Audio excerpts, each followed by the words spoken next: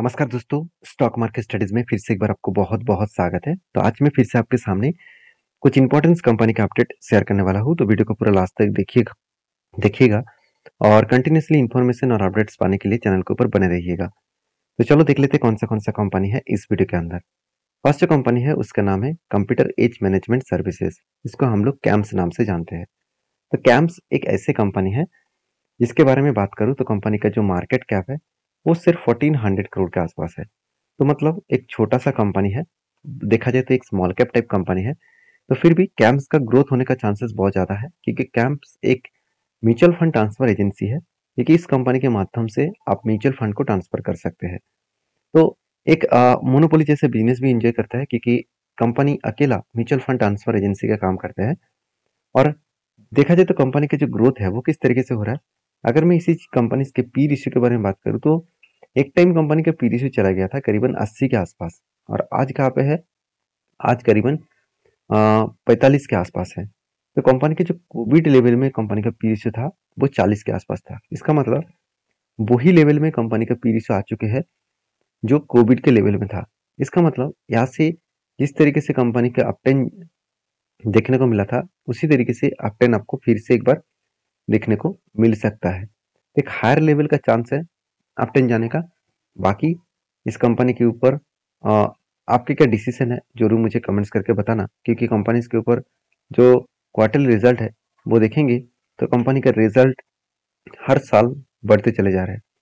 Sales देखिए लगातार growth होता चला गया। एक्सपेंस को कंपनी मेंटेन्स की है, उसके बाद नेट प्रॉफिट 74 करोड़ से 72 करोड़ बना, उसके बाद 71 करोड़ बना, अभी 86 करोड़ बना। एक अलग लेवल का प्रॉफिटेबिलिटी ग्रोथ यहाँ पे देखने को मिला है। बेस्ट तरीके से प्रॉफिटेबिलिटी ग्रोथ यहाँ पे देखने को मिले।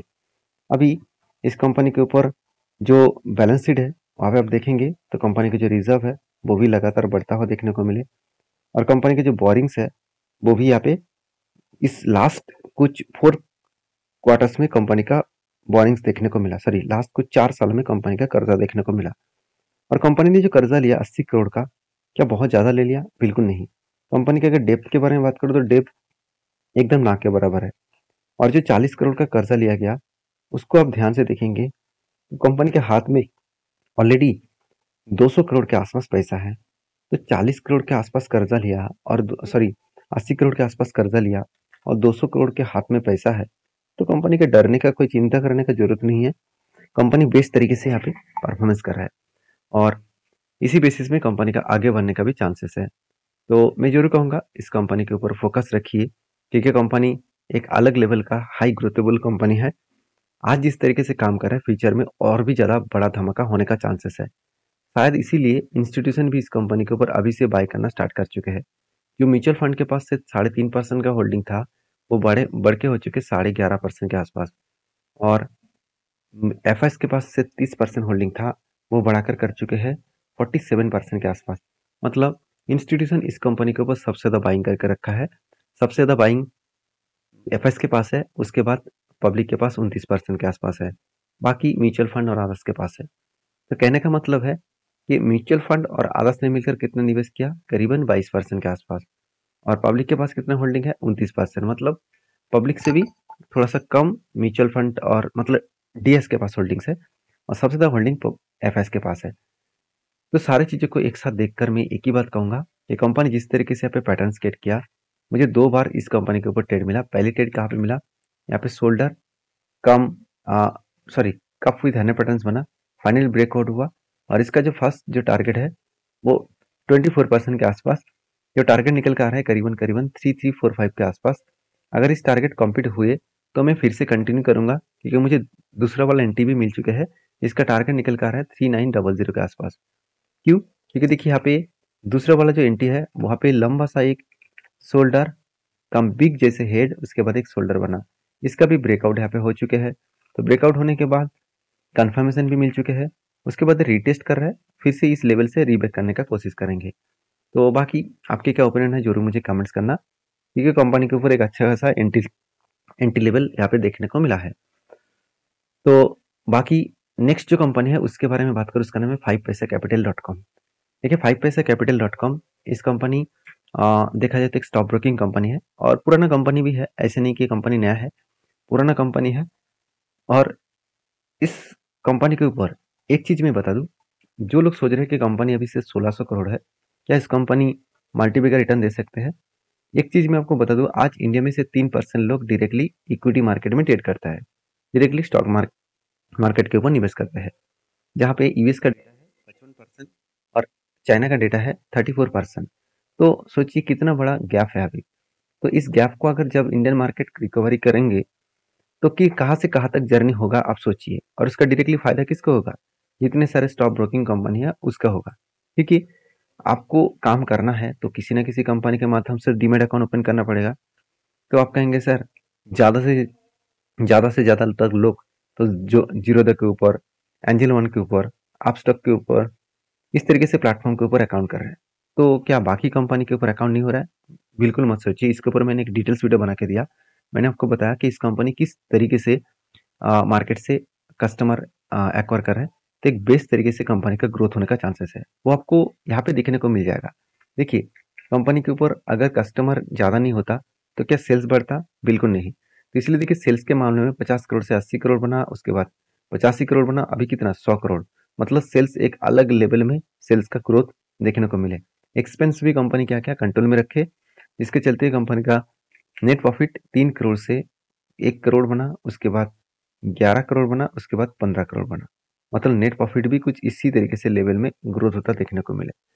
तो बेस्ट तरीके से यहाँ पे ग्रोथ होता देखने को मिला है। बाकी आप इस चीज़ों को नोटिस करेंगे कि कंपनी जब इतने शानदार तरीके से ग्रोथ कर रहा है तो कंपनी के ऊपर कुछ ना कुछ तो बड़ा धमाका होने वाला है। तो इसीलिए मैं इस कंपनी के ऊपर बुलिश हूँ। साथ ही साथ कंपनी का बैलेंस शीट देखेंगे। कंपनी के देखिए बोरिंग्स, जो इस बार जो कंपनी का कर्जा है 280 करोड़। तो क्या कंपनी के हाथ में इतना पैसा है? कंपनी के हाथ में कितना पैसा है? कंपनी के हाथ में करीबन 1600 करोड़ है। मतलब इजीली वो उस कर्जे को मिटा सकते हैं। तो जो डरने वाला बात था वो तो क्लियर हो चुके हैं। यहाँ पे डरने वाला कोई बात ही नहीं है। कंपनी का फिक्स्ड एसेट भी बढ़ा और कंपनी का रिजर्व भी बढ़ा। रिजर्व 75 करोड़ से 450 करोड़ के आसपास हो चुके हैं, 470 करोड़ हो चुके हैं। तो इस कंपनी के टेक्निकली चार्ट पैटर्न्स के बारे में अभी चर्चा करूंगा, उससे पहले इन्वेस्टर के बारे में एक बार बात कर लेता हूँ। देखिए, इस कंपनी के ऊपर म्यूचुअल फंड के कोई भी होल्डिंग नहीं था, अभी छोटा मोटा होल्डिंग किया। एफएस के पास अच्छा खासा होल्डिंग्स है, करीबन 22% के आसपास। और प्रोमोटर के पास कितना होल्डिंग है? करीबन 32% के आसपास। तो एक अलग लेवल का इन्वेस्टमेंट यहाँ पे देखने को मिला है। बाकी इस कंपनी के जो टेक्निकली चार्ट पैटर्न है वो आप देखेंगे तो कप विथ हैंडल पैटर्न बना, और पहले क्या बना, एक बिग कप बना, उसके बाद एक हैंडल पैटर्न बना। और देखिए यहाँ पे क्या हुआ, ब्रेकआउट भी हुआ, और ब्रेकआउट होने के बाद धीरे धीरे करके ऊपर भी गए, नीचे आया, रिटेस्ट किया, उसके बाद फिर से ऊपर जाने का कोशिश किया, फिर से रिटेस्ट किया। इसका मतलब यहाँ पे शानदार तरीके से करेक्शन होने के बाद और भी नीचे आने का कोशिश कर रहे हैं।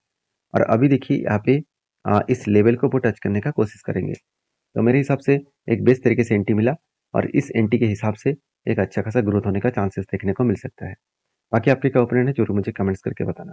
नेक्स्ट जो कंपनी है उसका नाम है एंजल वन। देखिए, एंजल वन के बारे में बात करूँ तो कंपनी की जो मार्केट कैप है वो 23,100 करोड़ के आसपास है। और कंपनी के ROC ROE दोनों ही आपको बेस्ट देखने को मिलेगा, क्योंकि ये भी एक स्टॉक ब्रोकिंग कंपनी है और इंडिया के second largest stock broking company है और सबसे पुराना कंपनी भी है। तो इस कंपनी के ऊपर मुझे जो खासियत पॉइंट लगा जो है कंपनी का सेल्स का ग्रोथ। क्वार्टर रिजल्ट देखेंगे तो कंपनी देखिए हर साल में, लास्ट 2020 से लेकर कंपनी हर साल में खुद के जो प्रॉफिट का ग्रोथ है वो लगातार बढ़ाते चले गए, एक्सपेंस को कंपनी कंट्रोल में रखे और नेट प्रॉफिट भी अलग लेवल में ग्रोथ किया। तो बेस्ट तरीके से यहाँ पे परफॉर्मेंस देखने को मिला, और उसी बेसिस में कंपनी आगे भी बढ़ने का कोशिश कर रहा है।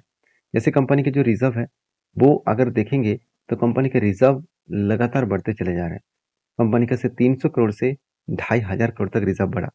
अभी देखिए, मान लेता हूँ कंपनी का कर्जा भी बढ़ा है करीबन 1500 करोड़ के आसपास। तो क्या कंपनी के हाथ में उतना पैसा है? देखिए, कंपनी के हाथ में 7,500 करोड़ है। मतलब कल ही अगर बोला जाए कि कंपनी को 1500 करोड़ का जो कर्जा है उसको मिटाना पड़ेगा, तो वो इजीली मिटा सकते हैं, क्योंकि हाथ में ऑलरेडी कैश इक्विपमेंट में 7,500 करोड़ के आसपास पैसा है। ये सारे चीज यही मेंशन करता है कि कंपनी में दम है, और शायद इसीलिए इंस्टीट्यूशन भी इस कंपनी का फायदा ले रहा है। म्यूचुअल फंड के पास 8% होल्डिंग था, वो बढ़ के 19% हो चुके हैं। सॉरी, एफएस के पास 19% हो चुके हैं, और म्यूचुअल फंड के पास 7% होल्डिंग था, तो अभी भी 7% के आसपास देखने को मिला। तो बेस्ट तरीके से यहाँ पे इंस्टीट्यूशन के पास आपको होल्डिंग आपको देखने को मिलेगा। तो बाकी आपको जो होल्डिंग्स है वो 38% के आसपास यहाँ पे होल्डिंग्स देखने को मिले हैं। तो मैं ज़रूर कहूँगा इस कंपनी का जो टेक्निकली चार्ट पैटर्न है वो कुछ इस तरीके से बना।